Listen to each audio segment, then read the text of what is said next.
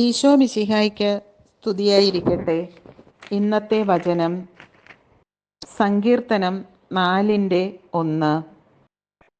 എനിക്ക് നീതി നടത്തിത്തരുന്ന ദൈവമേ, ഞാൻ വിളിച്ചപേക്ഷിക്കുമ്പോൾ എനിക്ക് ഉത്തരമരുളണമേ. ഞെരുക്കത്തിൽ എനിക്ക് അങ്ങ് അഭയമരുളി, കാരുണ്യപൂർവം എൻ്റെ പ്രാർത്ഥന കേൾക്കണമേ. വിശുദ്ധ ഗീവർഗീസ് സഹദായുടെ ജീവചരിത്രം. AD 283 ഏഷ്യ മൈനറിൽപ്പെട്ട കപ്പദോച്യയിലെ ഒരു പ്രഭു കുടുംബത്തിലാണ് വിശുദ്ധ ഗീവർഗീസ് ഭൂജാതനായത്. ആ രാജ്യത്ത് അന്ന് ഉത്കൃഷ്ടമായി കരുതിയിരുന്ന ഒന്നാണ് സൈനിക സേവനം. ഗീവർഗീസും സൈനിക സേവനത്തിന് നിയമിതനായി. കേവലം 18 വയസ്സു മാത്രം പ്രായമുള്ള ഈ ഭടൻ സൈനിക മേധാവികളുടെയും സഹഭടന്മാരുടെയും സ്നേഹ ബഹുമാനങ്ങൾക്ക് പാത്രീഭൂതനായി. ഈ കാലയളവിൽ റോമാ സാമ്രാജ്യത്തിനധിപൻ ഡയോക്ലിഷ്യൻ ചക്രവർത്തിയായിരുന്നു. തൻ്റെ ഭരണത്തിൻ്റെ പ്രാരംഭദശയിൽ സൗമ്യ മനോഭാവം കാണിച്ച് ക്രിസ്ത്യാനികളെ ആകർഷിച്ച് ഭരണസ്ഥിരത വരുത്തിയ ശേഷം അതികഠിന മർദ്ദനമുറകളിലൂടെ അവരെ നിഗ്രഹിക്കുവാൻ ശ്രമിച്ച വ്യക്തിയാണ് ഈ ചക്രവർത്തി. വിശ്വസ്തനും ധീരനും രാജ്യസ്നേഹിയുമായ ഗീവർഗീസിനെ ശരിക്കും അടുത്തെറിഞ്ഞ ചക്രവർത്തി പടിപടിയായി അദ്ദേഹത്തിന് സ്ഥാനക്കയറ്റം നൽകി തൻ്റെ വിശ്വസ്തരുടെ നിരയിൽ ചേർത്തു. തൻ്റെ കടമകൾ അർപ്പണ മനോഭാവത്തോടുകൂടി നിർവഹിച്ച അദ്ദേഹം ചക്രവർത്തിയുടെ ആദരവിന് പാത്രീഭൂതനായി. ആരംഭഘട്ടത്തിൽ പ്രായേണ ക്രൈസ്തവ വിരോധം പ്രകടമാക്കാതെ സൗഹാർദ്ദപരമായി ഭരണം നിർവഹിച്ചു പോന്നിരുന്ന ചക്രവർത്തി തികച്ചും അപ്രതീക്ഷിതമായി ഒരു വിളംബരം പുറപ്പെടുവിച്ചു. ക്രിസ്തുമതം ഒരു വിപ്ലവ മതമാണെന്നും അത് സാമ്രാജ്യത്തിന് ആപൽക്കരമാണെന്നും ആ മതത്തിൽ ഉൾപ്പെട്ടവർ അതിൽ നിന്നും വിട്ടുപോരണമെന്നും അല്ലാത്ത പക്ഷം അവർ കഠിനമായി ശിക്ഷിക്കപ്പെടുമെന്നുമായിരുന്നു വിളംബരത്തിൻ്റെ സംഗ്രഹം. ധീരനായ ഗീവർഗീസ് രാജസന്നിധിയിലെത്തി ഈ വിളംബരം പിൻവലിക്കണമെന്നാവശ്യപ്പെട്ടു. എന്നാൽ ചക്രവർത്തി തൻ്റെ തീരുമാനത്തിൽ ഉറച്ചു നിൽക്കുകയും ഗീവർഗീസിനെതിരെ ഭീഷണി മുഴക്കുകയും ചെയ്തു. ഈ സാഹചര്യത്തിൽ രാജ്യസേവനം പന്തിയല്ല എന്ന് മനസ്സിലാക്കിയ ഗീവർഗീസ് തൻ്റെ സ്ഥാനങ്ങൾ രാജിവെച്ചു. ആ അതിപ്രഗത്ഭന്റെ രാജി ചക്രവർത്തിക്ക് കനത്ത ആഘാതമായി. എങ്ങനെയും അദ്ദേഹത്തെ നിലനിർത്താൻ രാജാവ് പല ശ്രമങ്ങളും നടത്തി.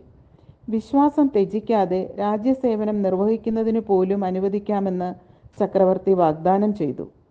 എന്നാൽ ചക്രവർത്തി വിളംബരം പിൻവലിക്കാതെ തൻ്റെ നിലപാടിൽ മാറ്റമില്ലെന്ന് അദ്ദേഹം പ്രഖ്യാപിച്ചു. ഗത്യന്തരമില്ലാതെ ചക്രവർത്തി തൻ്റെ ഉദ്യമത്തിൽ നിന്ന് പിന്തിരിയുകയും ഗീവർഗീസിനെ അതികഠിനവും നിഷ്ഠൂരവുമായ വിധത്തിൽ പീഡിപ്പിക്കുവാൻ ആജ്ഞ നൽകുകയും ചെയ്തു. രാജകിങ്കരന്മാർ അദ്ദേഹത്തെ പലവിധ പീഡനങ്ങൾക്ക് വിധേയമാക്കി. കൈകാലുകൾ കെട്ടി ഇരുട്ടറയിൽ തള്ളി. ക്രിസ്തുവിലുള്ള അചഞ്ചലമായ വിശ്വാസവും അതിൽ നിന്നുളവായ ധൈര്യവും മൂലം പീഡാസഹനങ്ങളിലൊന്നും തൻ്റെ മനംമാറ്റത്തിന് സാധ്യതയുണ്ടായില്ല.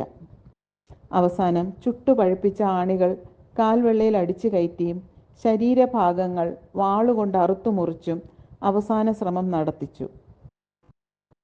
മർദ്ദനമുറകളാൽ രക്തം വാർന്ന് മൃതപ്രായനായ ഗീവർഗീസ് അന്ത്യശ്വാസം വലിച്ചു എന്ന് കരുതി ഗീവർഗീസിനെ കോട്ടയ്ക്ക് പുറത്തുള്ള കിടങ്ങിലേക്ക് എറിഞ്ഞു കളഞ്ഞു.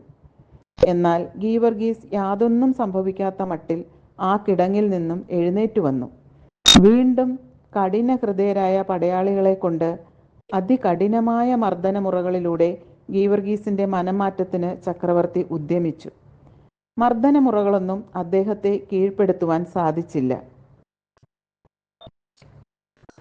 വീണ്ടും രാജസന്നിധിയിൽ അദ്ദേഹത്തെ വരുത്തി പല വിധത്തിലുള്ള വാഗ്ദാനങ്ങൾ വഴി വിശ്വാസത്യാഗത്തിന് ചക്രവർത്തി അദ്ദേഹത്തെ പ്രേരിപ്പിച്ചു. എന്നാൽ ഗീവർഗീസ് ഖണ്ഡിതമായി പറഞ്ഞു, ഈ ലോകം മുഴുവൻ എനിക്ക് നൽകിയാലും ക്രിസ്തുവിൻ്റെ ദാസനായി ജീവിക്കുകയാണ് എനിക്ക് അഭികാമ്യം. മരിക്കേണ്ടി വന്നാലും ഞാൻ ക്രിസ്തുവിനെ ഉപേക്ഷിക്കുകയില്ല. അങ്ങയുടെ ഇഷ്ടദേവന്മാരെ ഒരിക്കലും ആരാധിക്കുകയുമില്ല.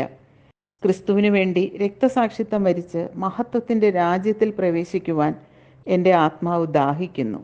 എൻ്റെ ശരീരത്തെ ദ്രോഹിക്കുവാനല്ലാതെ ആത്മാവിനെ സ്പർശിക്കുവാൻ പോലും അങ്ങേക്ക് സാധ്യമല്ല. ഗീവർഗീസിന്റെ അചഞ്ചലമായ ഈ പ്രഖ്യാപനത്തോടെ പ്രതീക്ഷയറ്റ ചക്രവർത്തി കോപം കൊണ്ട് കലിതുള്ളി. വീണ്ടും അതിക്രൂരമായി അദ്ദേഹത്തെ അനുനിമിഷം പീഡിപ്പിച്ചുകൊണ്ടിരുന്നു. ഗീവർഗീസിന്റെ പീഡാസഹനവും ധൈര്യവും അചഞ്ചലമായ ക്രൈസ്തവ വിശ്വാസവും കണ്ട് ആ നാളുകളിൽ അനേകം പേർ ക്രൈസ്തവ വിശ്വാസം സ്വീകരിച്ചു. എന്തിന്, ഡയോക്ലിഷ്യൻ ചക്രവർത്തിയുടെ പട്ടമഹിഷി അലക്സാണ്ട്ര രാജ്ഞിയും ക്രിസ്തുമത അവലംബിയായി കഴിഞ്ഞിരുന്നു. ഗീവർഗീസിനൊപ്പം രാജ്ഞിയെയും അതികഠിനമായി പീഡിപ്പിച്ചു. മനസ്സ് തിരിയാത്ത സാഹചര്യത്തിൽ ഇരുവരെയും വധിക്കുന്നതിന് ചക്രവർത്തി കൽപ്പന കൊടുത്തു. പീഡനങ്ങളുടെ കാഠിന്യത്താൽ തന്നെ രാജ്ഞി കുഴഞ്ഞു വീണ് ചരമം പ്രാപിച്ചു. ദൈവം നിശ്ചയിച്ച സമയമായപ്പോൾ ഗീവർഗീസ് മുട്ടിന്മേൽ നിന്ന് പ്രാർത്ഥിച്ചുകൊണ്ടിരുന്നു. ഈ തക്കം നോക്കി ഒരു പടയാളി അദ്ദേഹത്തിൻ്റെ ശിരസ് ഛേദിച്ചു. അങ്ങനെ ആ വിശ്വസ്തനായ ക്രിസ്തു ശിഷ്യൻ തൻ്റെ ജീവിത ലക്ഷ്യം സാക്ഷാത്കരിച്ചു. AD 303 ഏപ്രിൽ 23 തീയതിയായിരുന്നു വിശുദ്ധ ഗീവർഗീസിൻ്റെ മരണം. വിശുദ്ധ ഗീവർഗീസിൻ്റെ നാമഹേതുക തിരുനാളായി ഏപ്രിൽ 23 ലോകമെമ്പാടും ഇന്ന് ആഘോഷിക്കുന്നു. ക്രിസ്തുവിനു വേണ്ടി വിശ്വാസ ജീവിതം നയിച്ച് വീരചരമം പ്രാപിച്ച ഈ വിശുദ്ധനെ നമ്മുടെ ജീവിത മാതൃകയാക്കി യഥാർത്ഥ ക്രിസ്ത്യാനിയായി ജീവിക്കുവാൻ നമുക്ക് പരിശ്രമിക്കാം. ആമേൻ.